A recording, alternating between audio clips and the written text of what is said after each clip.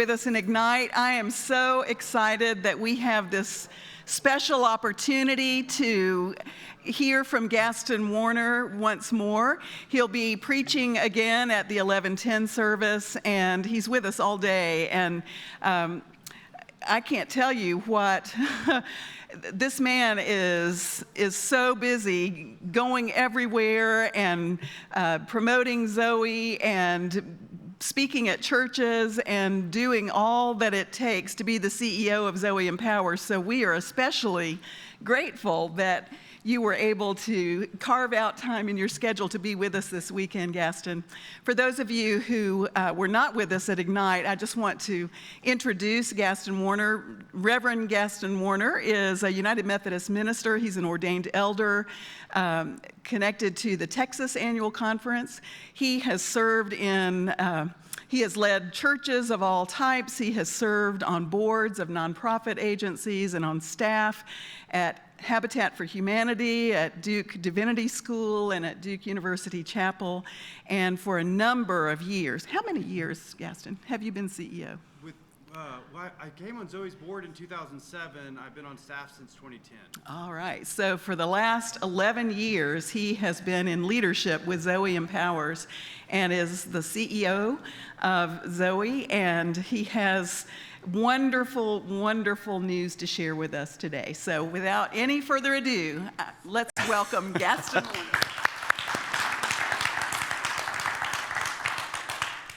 Pastor Karen, thanks for that kind introduction. And thank you all for everything that you do. Some of you might have been in the first service. Some of y'all might be in the second service. We'll talk a little bit more about Zoe.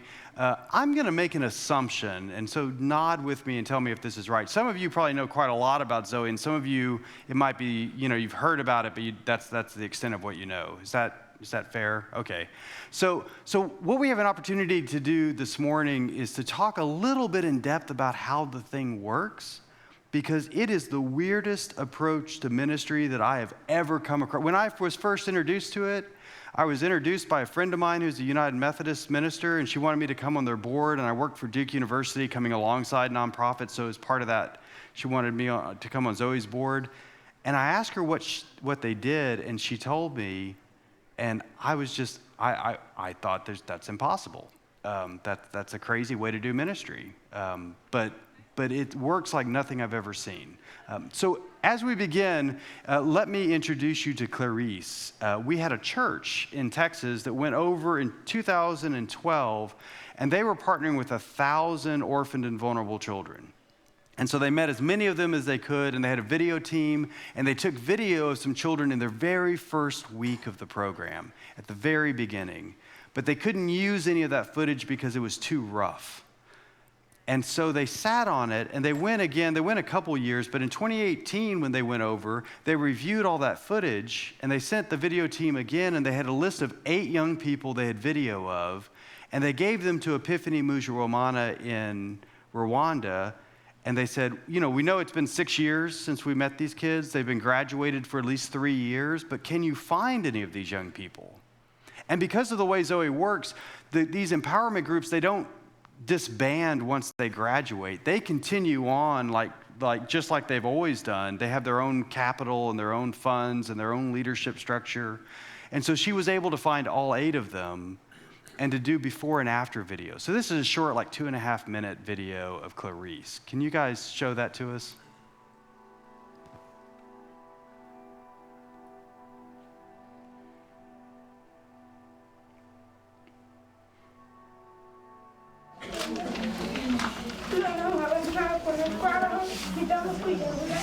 She said she doesn't like child abuse because she was a victim of child abuse. And her father was abusive, and they ended up going in prison, her father and her mother. So she stayed with her grandmother and 6 siblings, and her grandmother died. Now she has to care for the 6 siblings, and she's the one to find food for them. This is why she cries. She's too young to work for food, and people don't like her because there is a stigma.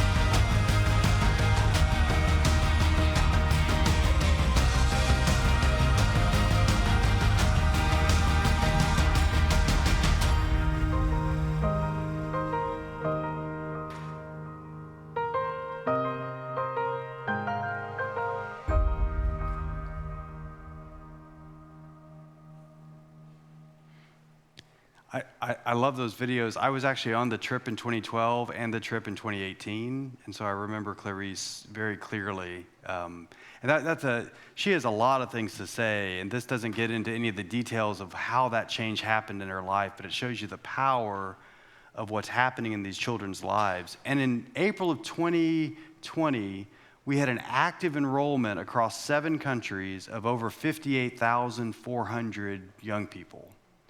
And then every year, a large percentage of them graduate, and they should at graduation never need charity again.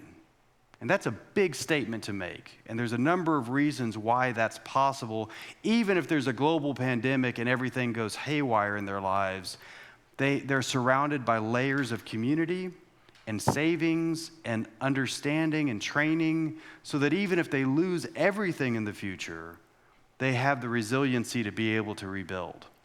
It's the most kind of incredible approach I've ever seen. So what I'd like to do today, with the time that we have, is I'd like to, as quickly as I can, kind of explain to you how Zoe works, and a little bit, so you have enough context to ask questions. And then I'd rather just go off questions, because I get tired of hearing myself talk. And so if you have questions, and nothing's off the table, we're not smart enough to be anything but transparent. So if you have, financial questions on how we handle those things, or questions about the program, or any of those pieces, nothing's off the table. Feel free to ask whatever question occurs to you.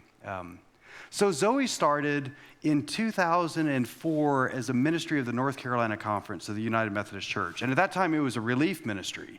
So, it's feeding programs and clothing programs and educational programs, all kind of the normal things. We had health teams that would go over. And we were working specifically in Zimbabwe. It was the Zimbabwe Orphan Endeavor. So it started off as an acronym, the name Zoe. Thank goodness it's also the Greek word for life, because once we moved beyond to other countries besides just Zimbabwe, it works. So now we just have Zoe as the Greek word for life. But in 2007, Zoe had been bouncing along, and people had been supporting it in wonderfully generous ways. They knew that it was a humanitarian crisis of these orphaned and vulnerable children, hundreds of thousands of orphaned and vulnerable children, millions of orphaned and vulnerable children living and dying in extreme poverty.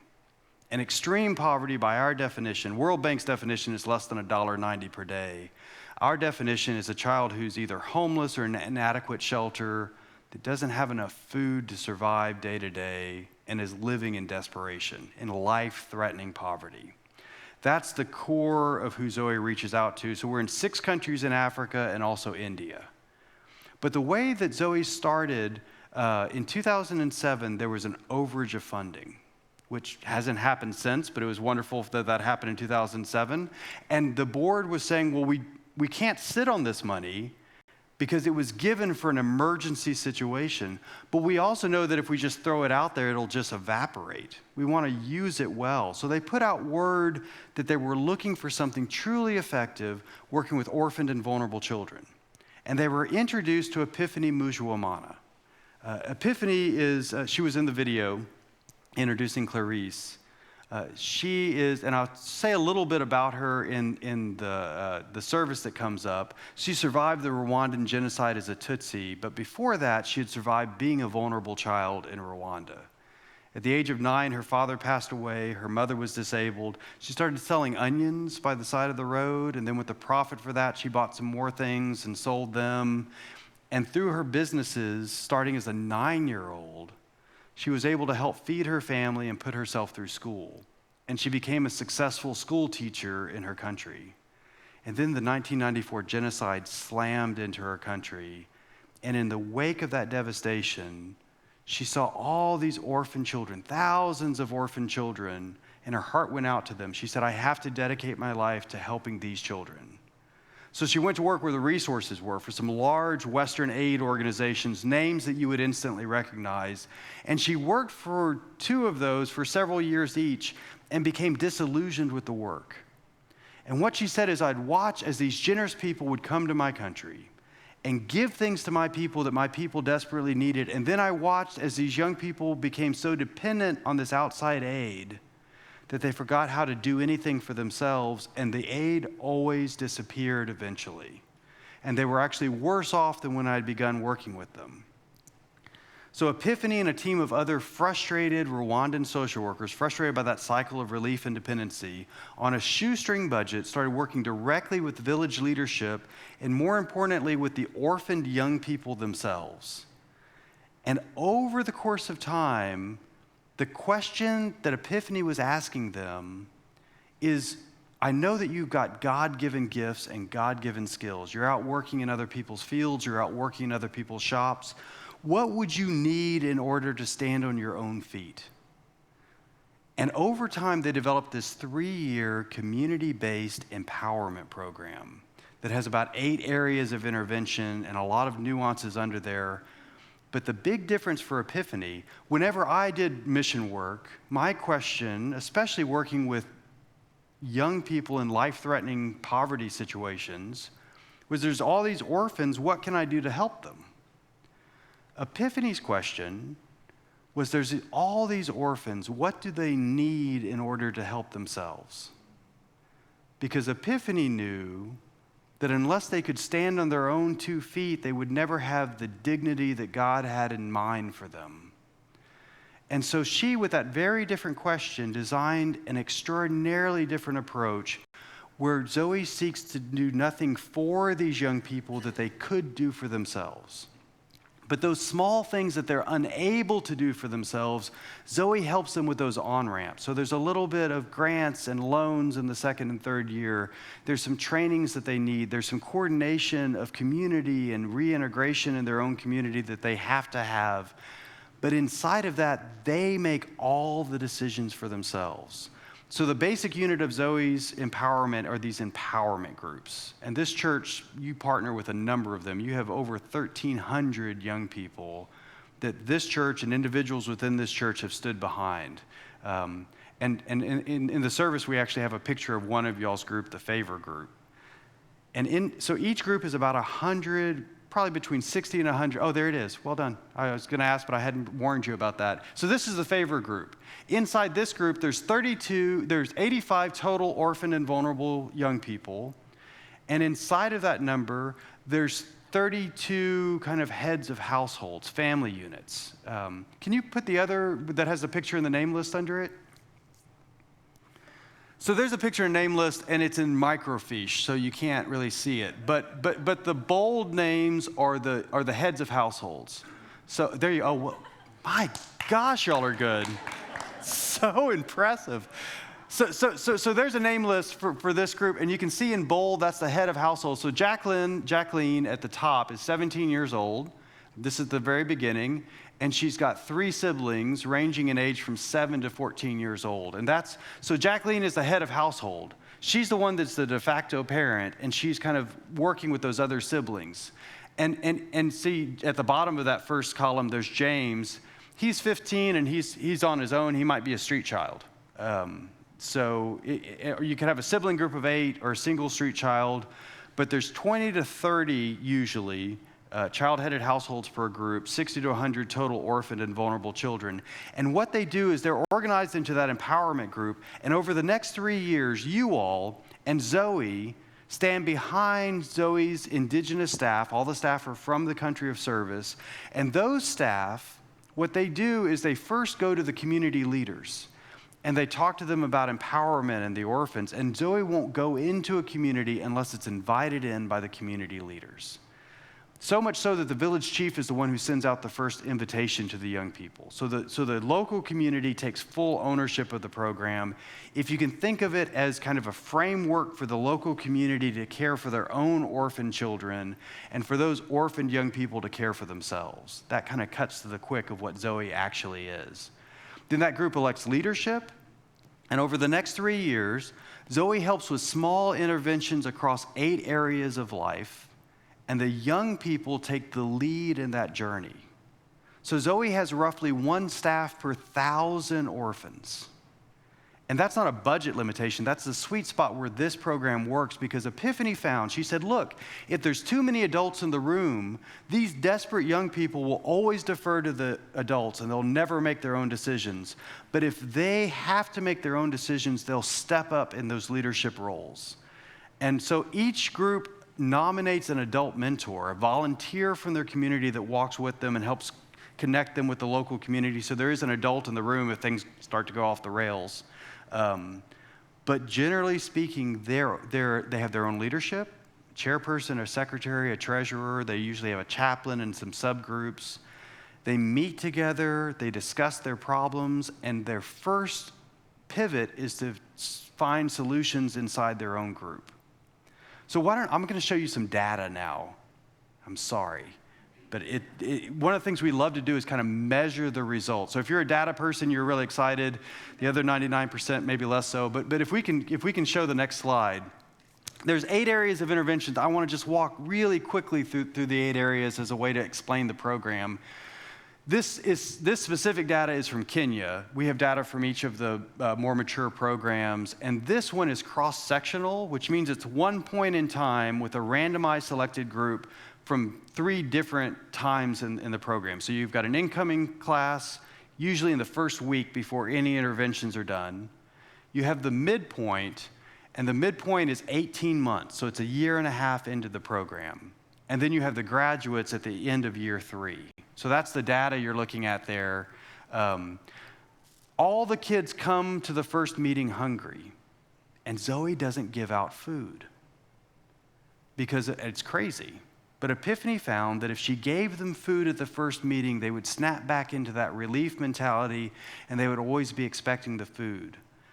What they do instead is they begin to talk to them about hope and possibility, and they have the children start to share their stories. And if one person has food, they'll often share it with their neighbors in their group. So it begins to have them looking to themselves for solution to problems. But then Zoe immediately jumps on the food security issue, because if your stomach is empty, your brain can't concentrate on anything for physical and emotional reasons. So Zoe, if they're in a rural area, Zoe will get a local farmer to help with farming training and agricultural stuff so they can start to grow their own food. It takes about 2 to 3 months for the first crop to start to yield things they can eat. And immediately they begin to do businesses. And the businesses allow them, they're really short, simple businesses at the beginning that allow them to buy food. But between the 2 of those, in the first couple months, they get to a place where they have some semblance of food security. And you can see at the beginning, when they're asked the question, do you have enough food to eat? Most of them are either the yellow would be kind of hungry, not enough food, but some food. The red would be various levels of starvation. And by the second year, or the year and a half in, that's flipped. And by the graduates, everyone has enough. They either agree or strongly agree with the statement that they have enough food so they're satisfied. And after graduation, we see that trajectory continues. It doesn't, not quite as steeply, but it continues to improve. So the next slide, and I'll start going faster, is secure housing. Zoe doesn't give them housing. It's not a residential program. But as they start to share their stories, they might share out housing among their group members at the beginning, because some will be homeless street children. Some will have houses they inherited from their parents. So they share that out. Again, some of them have no housing at all, kind of in the red, and some have inadequate shelter. By the second year, there's a sea change. They've made enough money where they can either rent a room if they don't have any place, or start doing repairs on their own house. And then by the graduate, they're all in safe, secure housing. And because they've done that, they know how to maintain that house and keep it going and make sure that they don't fall into an insecure situation again. Next slide. Health and hygiene, it's a big problem. Just malnutrition means that your body can't heal. And so there's all kinds of maladies, and they have very little access to health care. By the graduation, almost everyone has access to health care.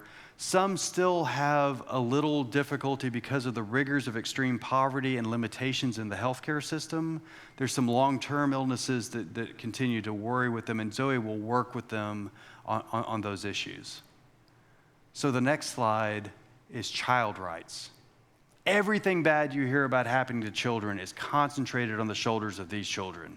From the normal things, which shouldn't be normal, but of starvation and homelessness, to things like forced labor, trafficking, abuses of different kinds are part of the experience of every group in Zoe's program. So we jump on child rights, and usually what we'll do is we'll have the person in charge of enforcing those rights locally to be the one who does the training. So they not only have the head knowledge, but they have the relationship with the person who's in charge of doing that. And so certainly by the midpoint, they know their rights and they can enforce them. And so the next slide, education, we want them to have formal education if possible, or vocational training if not. This particular question is, can you afford the expenses? We have a number of questions under each area, but it's expense that's a main block to doing that. It doesn't cost a lot to go to school. There's a very small fee for attending school, and then you have a uniform and some books, but if you're starving, a few dollars is a bridge too far.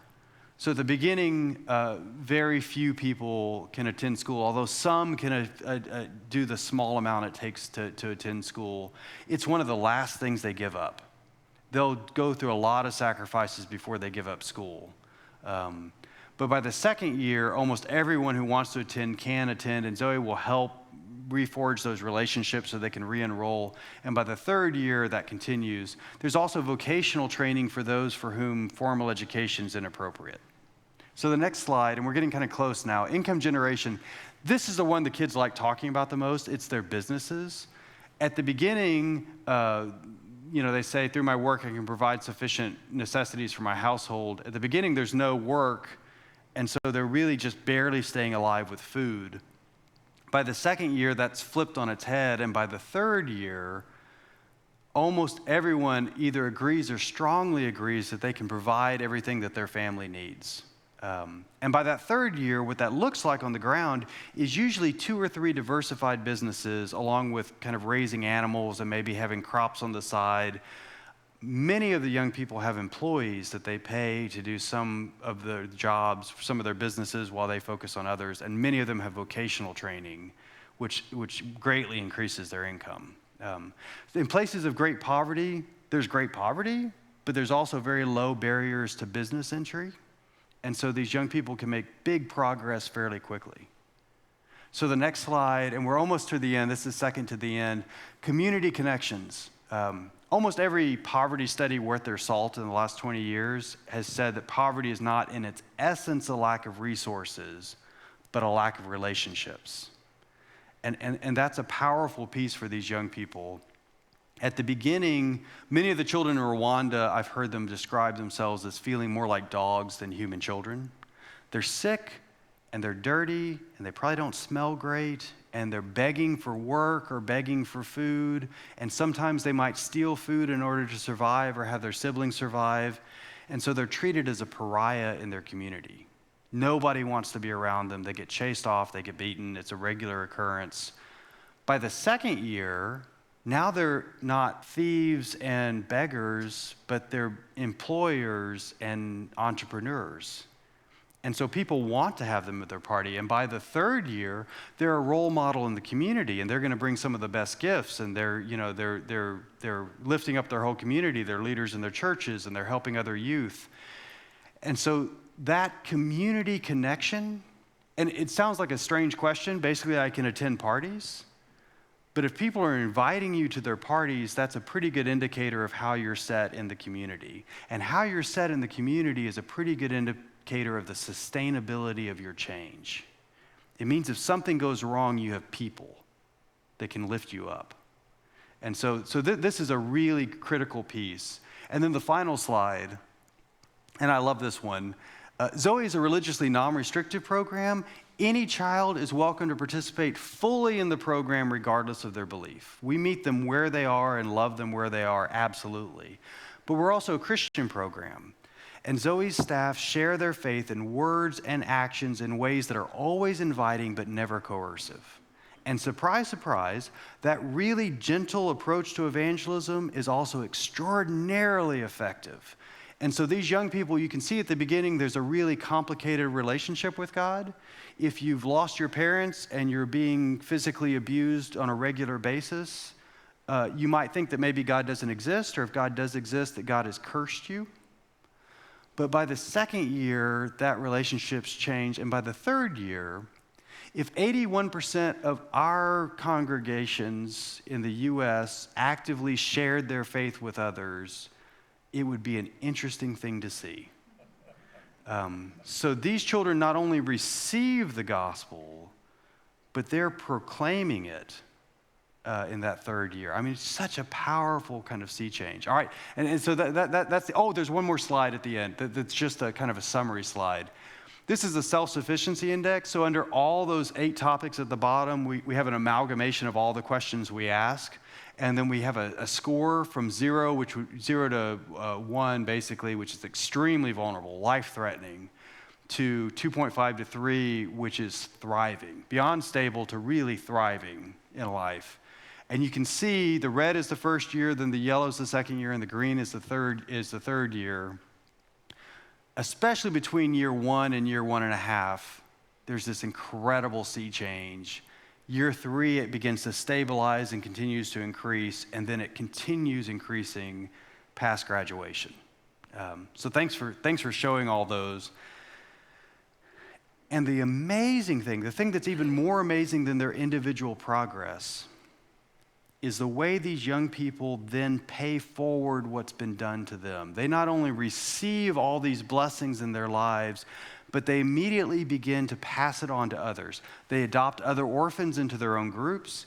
When they're employing people, they employ other orphans, they employ widows, they employ vulnerable people in their community.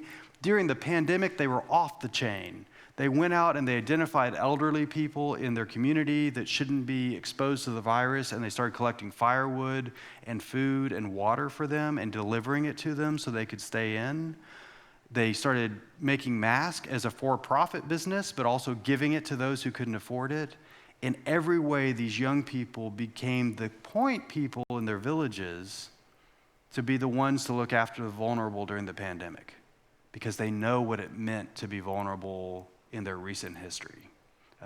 So that's the power of what you all are doing, and the 1,300 plus young people that you all have stood behind or are currently standing behind. That's the transition that they're going through now. Okay, you've been very patient. I've talked at you at speed. Are there any questions? Yes? Does Zoe coordinate with any other aid agencies? So the question is, does Zoe coordinate with any other aid agencies? And we do. We're all about partnerships. In fact, Zoe is more like a franchise than a single organization. So in all 7 countries where we're operating, we find a local NGO, a local nonprofit that's doing extraordinary work and is willing to be fiscally transparent, and we partner with them and they implement the system, and they're part of the larger Zoe community, and we help them with fundraising. So that's one way we do it. We also try to partner with other organizations as long as we can maintain that kind of radical empowerment piece, and that can be sticky. I mean, 1 staff per 1,000 orphans is a little weird. It's a different approach. Having them take the lead is a little weird. So it's not every organization we can partner with, but the ones we can, we do. For example, in Malawi, we have a partnership with Habitat for Humanity, where we help with the house building, and because they require participation in that, it works well with Zoe's model, and it gets our kids in housing.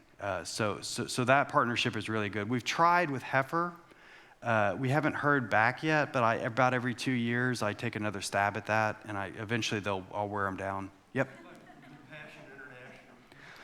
So this is a dream of ours. Compassion International and World Vision. So Zoe wants to grow as much as we can ourselves. And we've had about 20% year-over-year cumulative growth, so it's been pretty good. 2020, no, because we couldn't do a class 2. But that's our first time in a decade to miss that kind of growth. If we grew for the next 11 years at 30% growth, and 30% is about the maximum we can do well, we would have over 1 million children enrolled and over 800,000 graduated. That's good. That's a vision that we have. We are aggressively moving toward that. But there's over 100 million orphans.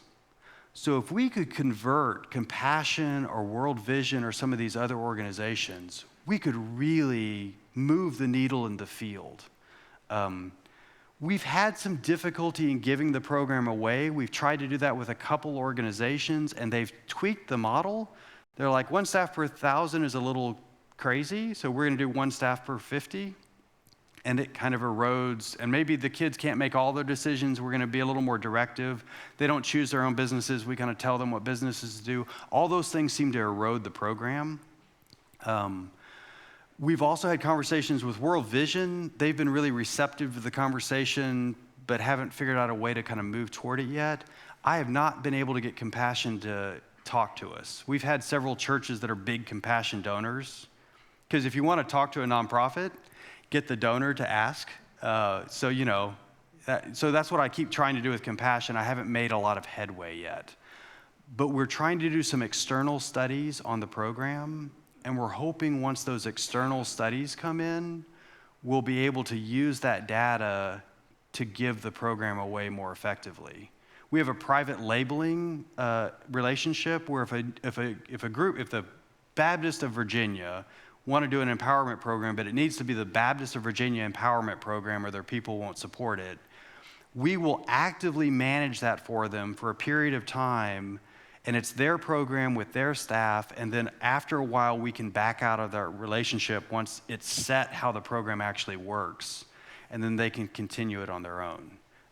So that's kind of that's our vision, is to be able to partner with some of these others, because World Vision and Compassion are both taking a step toward empowerment, but Zoe accidentally stumbled across a model that would make those programs more sustainable in a shorter period of time with a fraction of the resources in a way that's now been proven for a decade. If we were in a for-profit business, there would be people planting employees with us to steal the idea. But because we're in the nonprofit, we're trying to give it away, and we can't accomplish that. But that's all part of the vision of trying to give the program away to others so that the kingdom of God can grow faster. Can I give any other really long answers to perfectly short, simple questions? Curious, how much change has taken place since the original design? Has that change been initiated by the children or the advisors? So the question is, how much change has happened since the original design, and is that change initiated by the children or the advisors or the staff? Thank you for that question. It's one of the things that I find most fascinating about the program. The general core of it has remained remarkably similar from the beginning. But there's iterative changes that happen every single year in the program. None of those changes come from the U.S. side. We have a very strict internal discipline that myself, the other staff, any of our donors, our board members, are free to make any suggestions they want, but we don't care about them. The program is owned by the program countries, and that's a pretty strict rule we have. We don't say do it this way or do it that way, but every year there's are these iterative changes, and 95+% of those come from the young people themselves. An example I gave yesterday at dinner is table banking. So Zoe gives micro grants in the first year, and in the second and third year, we give micro loans. But the money is given to the group. It's never paid back to Zoe, but the members pay it back to their group. They set what interest rate they want to charge each other, and then they pay it back with interest to their group, and they use that as a revolving capital, which was pretty cool. And we were pretty proud of ourselves for coming up with that system, and it works pretty well. But then there was a 15-year-old girl in Kenya several years back that was, in addition to her Zoe group, was part of a women's group, and they were doing this thing called table banking, where they basically start their own community bank. So say you have 10 of us, and we all bring $10 to the table, so we have a $100 pot, and we decide we're going to charge each other 10% interest, and the interest is payable upon receipt of the loan. So if I say I would like to have $30 for my loan, I get my $30 and I pay my $3 up front. And they try to loan out all the money, all the principal, and all the interest to group members. I go, and in the next month, I plow that into my business. And then I come back the next month that we meet, and I bring back my $30 principal. So basically, we've set up a community bank where we're both the people receiving the loans, but also the ones owning the bank. And every year, we distribute dividends among our membership. And some groups have started using this silly thing as a fundraiser, so they'll loan to people outside of their group if the village chief will backstop the loan. And now we've got in Kenya several groups coming together to own kind of bigger banks. So that's a pretty sophisticated financial method that these children have mastered brilliantly, and it improves the leverage on a dollar that Zoe gives 10 or more fold, maybe 100-fold, because instead of waiting for loans or grants from Zoe, they're constantly giving out loans to start new businesses or have their siblings start new businesses. So they always have access to capital, and their repayment rate is through the roof. And that came from a 15-year-old young person in Zoe. We would not have survived the pandemic had the young people not devised this pod structure. So a group of 25 to 30 families can't meet together during the pandemic. So one group, also in Kenya, got tired of that, and they said, we miss each other. So we have 25 families in our group. We're going to have 5 groups of 5. Each family sends a representative to meet together to make sure everyone's doing okay, and then that group of 5 sends a representative to meet with the other representatives of the other groups of 5. So our staff roll into the village, and they can meet with 5 representatives and know exactly what's happening with every person in the group. And that's been so effective that we're going to maintain that past the pandemic. But all of that came from the young people. So we have 58,000, 300 or 400 entrepreneurs coming up with research and development to make the program better. And it's powerful that the staff actually take the lead from those young people. We have a lot of failures as well. No good research and development has all successes, but the young people are pretty good at doing what works. They're very pragmatic, and so they kind of continue on in that way.